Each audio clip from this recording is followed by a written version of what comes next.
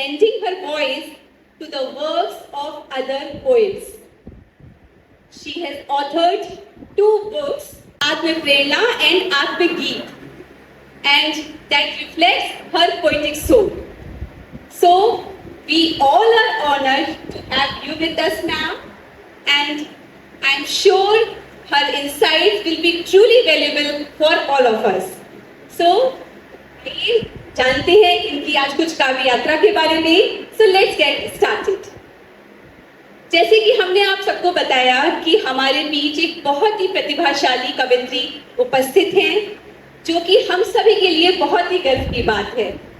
तो मैम, क्या आप अपना परिचय हमें एक काव्यात्मक शैली में प्रस्तुत करना चाहेंगी, जिससे कि हम आपके व्यक्तित्व को आपकी ही कविताओं से महसूस कर सकें? Ma'am please. जी जरूर, मैं आप सभी को अपना परिचय काव्य अंदाज में दूंगी, लेकिन सर्वप्रथम मैं सबसे पहले यहाँ उपस्थित मेरे सारे गुरुओं को, चाहे वो माँ प्रकृति के रूप में हो, मेरे माता पिता के रूप में हो, चाहे मेरे सारे दर्शकों के रूप में हो, या स्वयं मेरे सारे गुरुओं के रूप में हो, आप सभी को कोटि कोटि नमन करती हूँ. क्योंकि गुरु बिना कोई ज्ञान न पाए, गुरु ही हमको बनाए महान, गुरु के आशीष से बनती जीवन में अपनी पहचान. आप सभी की छत्र छाया में पली बड़ी हूँ. आज के इस कार्यक्रम में अगर मुझसे कहीं भी गलती हो जाए तो मैं पहले ही क्षमा प्रार्थी हूँ. वैसे तो मैम ने मेरा इंट्रोडक्शन बहुत अच्छे से दे दिया है, लेकिन जो कुछ भी रह गया है वो मैं आप सभी के समक्ष काव्य रूप में प्रस्तुत करती हूँ. मन के भावों को मैं अपने आप तलक पहुँचाती हूँ. माँ सरस्वती का वास है कंठ में, इसलिए थोड़ा बहुत लिख और गा भी पाती हूँ. ग्रीट जिंदगी के माध्यम से YouTube पर आती हूँ और हर सोमवार और बृहस्पतिवार को कुछ नया अपने दर्शकों के लिए लाती हूँ. भारतीय संस्कृति रगों में मेरी, जिससे मैं ऊर्जा पाती हूँ, इसलिए बिन्नूपुर के ही मैं अपने पगों को थिरकाती हूँ. प्रेम आपका पाने खातिर गाजियाबाद से आती हूँ और मंच पर कवित्री प्रेरणा मेहरोत्रा गुप्ता के नाम से जानी जाती हूँ. बहुत ही सुंदर परिचय काव्यात्मक ढंग से आपने हमें प्रस्तुत करा, इसके लिए हम बहुत बहुत धन्यवाद हैं, आभारी हैं आपके. मैम, क्या हम आपके लक्ष्यों के बारे में जान सकेंगे? क्या आप उसको अपनी कुछ 2 पंक्तियों में हमसे शेयर करना चाहेंगी? हाँ, हर इंसान का अपना जीवन में कुछ लक्ष्य होता है. कोई डॉक्टर बनना चाहता है, कोई हर क्षेत्र में बहुत स्कोप है.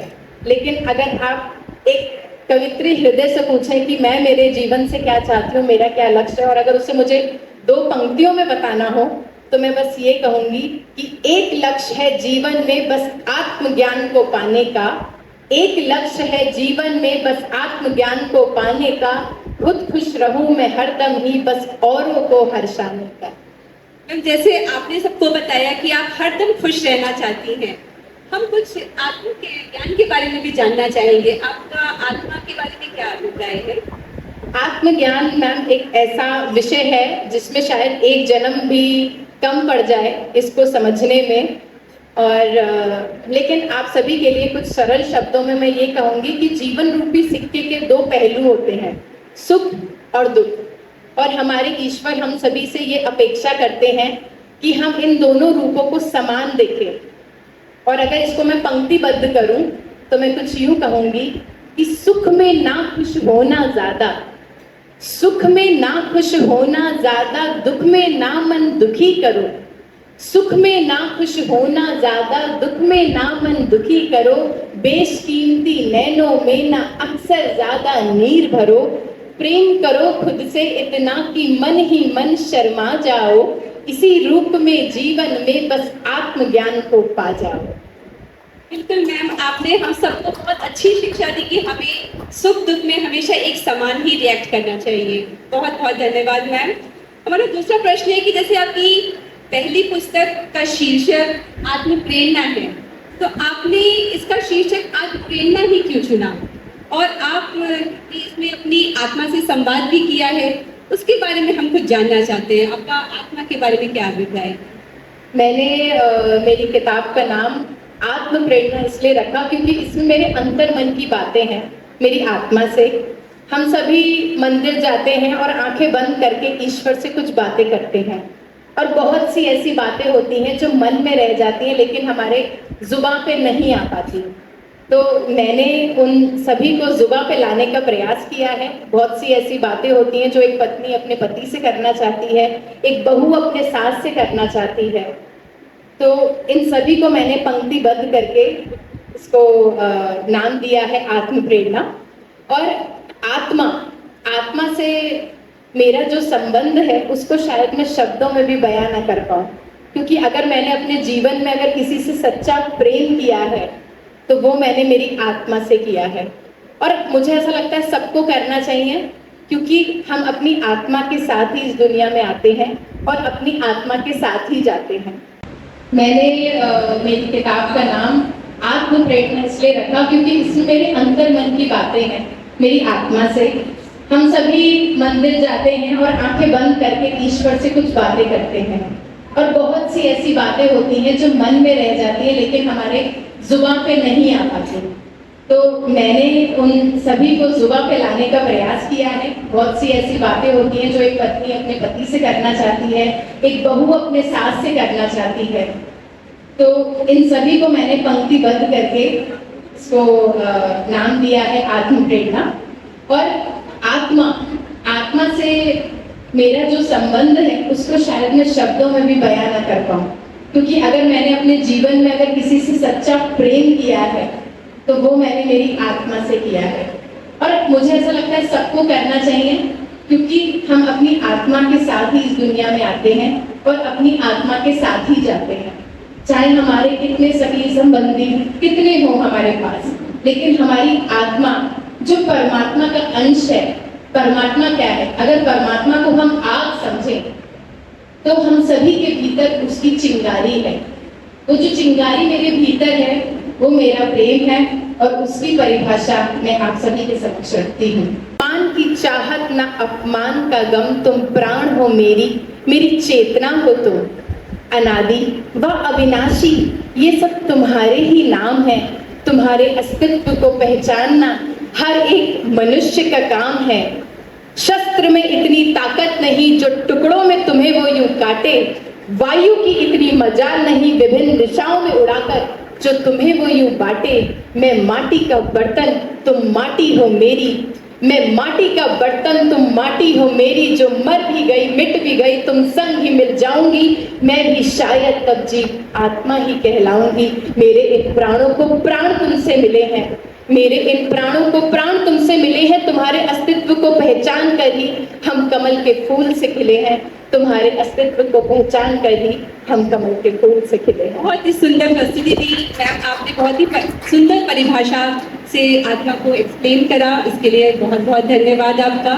मैम, जैसे कि आपकी ये पहली पुस्तक है आत्म प्रेरणा, तो किससे आपने प्रेरणा ली, किससे आपकी किन परिस्थितियों में आपने अपनी कलम उठाई और आपने अपनी पहली रचना किसे समर्पित की थी, ये सब हम जानना चाहते हैं। यहाँ पे मेरे सारे टीचर्स उपस्थित हैं, तो मैं बिल्कुल भी झूठ बोलने की तो गुंजाइश है ही नहीं। तो मैंने बचपन से ही मंच पे नृत्य किया है, तबला बजाया है, संगीत भी उसमें भी मैंने पार्टिसिपेट किया है, लेकिन मैंने कभी काव्य पाठ करने की गुस्ताखी नहीं की, क्योंकि ये मेरा एक डर था और मुझे लगता था नहीं, काव्य पाठ मैं बिल्कुल भी नहीं कर सकती। लेकिन परिस्थितियां कभी कभी जीवन में ऐसे बनती हैं कि इंसान को अपनी कलम उठानी पड़ती है। मेरी परिस्थिति ऐसी थी कि मैं जीवन मरण से जूझ रही थी। मेरे मम्मी पापा ने मुझे मुंबई भेजा था पढ़ने के लिए, और तबीयत मेरी इतनी ज़्यादा खराब थी कि डॉक्टर की जो गोलियां थी, चाहे वो होम्योपैथी हो एलोपैथी हो, वो मेरे बॉडी पे रिस्पॉन्ड करना ही बंद कर दिया था। तो मुझे ये नहीं पता था कि मैं कब तक इस दुनिया में हूँ, और मैं यहाँ हूँ तो मैं क्यों हूँ। और उसी वक्त मेरे पिता की भी तबीयत बहुत ज़्यादा खराब हुई थी। उनकी भी परिस्थिति ऐसी थी, जीवन मरण की परिस्थिति आ गई थी। और क्योंकि मैंने अपना पूरा जीवन मुरादाबाद में बिताया है, तो अपनी माँ को याद करती थी कि अगर आज माँ मेरे साथ होती, तो अगर उनका स्पर्श ही मेरे मतलब उनका हाथ ही अगर मेरे माथे पे लग जाता तो मेरी आधी समस्या तो यूं ही सुलझ जाती। लेकिन परिस्थिति ऐसी थी कि ना मैं अपनी माँ को मुंबई में बुला सकती थी और ना मैं मुरादाबाद आ सकती थी। तब मैंने ध्यान का सहारा लिया, अपनी आत्मा का सहारा लिया और पहली रचना मैंने मेरी माँ को समर्पित की। तो मेरी पहली रचना जो थी वो कल ही की तो बात थी जब माँ तू मेरे साथ थी। वो कल ही की तो बात थी जब माँ तू मेरे साथ थी। डांटती तो क्या, धमकाती तो क्या, तेरे साए की तो आस थी। आज तो रह गई मैं अकेली, जीवन मेरा बना पहेली। माँ तू तो मेरी खास थी, ममता की तू प्यास थी। वो कल ही की तो बात थी जब माँ तू मेरे साथ थी। तन्हाई मेरे जीवन की माँ अब तो मुझको डसती है। जिंदगी मेरी तो बिल्कुल कभी नहीं अब हंसती है। तू ही मेरे जीवन की माँ आशा और विश्वास थी। तू ही मेरे जीवन की माँ आशा और विश्वास थी। वो कल ही की तो बात थी जब माँ तू मेरे साथ थी। आज तो अपने घर में ही मैं तन्हा खुद को पाती हूँ। आज तो अपने घर में ही मैं तन्हा खुद को पाती हूँ। दिल की बात तो लेकिन अब मैं किसी से ना कह पाती हूँ। कभी रूठती अपने से हूँ, कभी खुद को ही मनाती हूँ। मैं तो बीती यादें लेकिन भूल कभी ना पाती हूँ। कभी तेरे आंचल की छाया ताकत मेरी होती थी। कभी तेरे आंचल की छाया ताकत मेरी होती थी। कभी गोद में तेरे सर रखकर मन भर कर मैं तो रोती थी। पर आज नहीं तू पास में मेरे मन मेरा घबराता है। तेरे जैसी गोद यहाँ पर किसी की ना मन पाता है। छूट गई सब सखी सहेली, छूट गई सब नादानी, छूट गई वो बातें सारी करती थी जो बचकानी। पर कभी कभी फिर भी लगता है ये कल ही की तो बात थी, ये कल ही की तो बात थी जब माँ तू मेरे साथ थी। बहुत ही खूबसूरत रचना आपने अपनी माँ को समर्पित की और वाकई सही कहते हैं कि अगर हमें प्रभु के दर्शन करने हैं तो माता पिता के रूप में ही हम अपने प्रभु के दर्शन कर सकते हैं। बिल्कुल जी, धन्यवाद मैम। मैम हमारा नेक्स्ट क्वेश्चन है कि लाइक आपकी अभी दूसरी पुस्तक अभी कुछ ही दिन पहले प्रकाशित हुई है, आत्मगीत, जिसका शीर्षक है। मैम हम ये सब जानना चाहेंगे कि आपका स्वरचित गीत आपने किसको समर्पित किया, और वो पहला गीत हम सुनना चाहते हैं। हाँ, अभी तक की बातों से आप थोड़ा मेरे से परिचित हो गए होंगे कि मैं थोड़ी आध्यात्मिक हूँ। तो गणेश जी से बहुत ज़्यादा इंस्पायर हूँ। उन्होंने अपने माता पिता की परिक्रमा की थी, शिव जी की और माता पार्वती की, और माता पिता के चरणों में ही चारों धाम है। आजा आजा यही मुक्ति का धाम है। तो मेरी पहली जो कविता की बुक थी वो मैंने अपनी पहली कविता अपनी माँ को समर्पित करी। और जब मैं अपने गीत की रचना कर रही थी तो मैं अपने पिता को कैसे भूल सकती हूँ। तो मैंने जो अपना पहला गीत लिखा वो मैंने अपने पिता को समर्पित किया, जो मैं आप सभी को सुनाती हूँ। पिता मेरे मेरा अभिमान, मेरी शान हो तुम। पिता मेरे मेरा अभिमान, मेरी शान हो तुम। प्रभु के रूप में धरती पर एक इंसान हो तुम। पिता से ही बेटी के जीवन की तो शान होती है। उन्हीं के अरमानों से बेटी की पहचान होती है। पिता ही तो बेटी के जीवन को उज्जवल बनाता है। सजा कर सपनों से अपने उसे डोली में बिठाता है। कभी कांधे पे बिठा कर मेला तुमने ही दिखाया था। कभी बन के घोड़ा मेरे मन को तुमने बहुत लुभाया था। बिना तेरे ये जीवन मेरा सूना सूना लगता है। दुनिया हो मेरी तुम ही मुझे ये अक्सर लगता है। छुपा कर दर्द अपना तुमने मुझको ऐसे सींचा है। आत्मा ने मेरी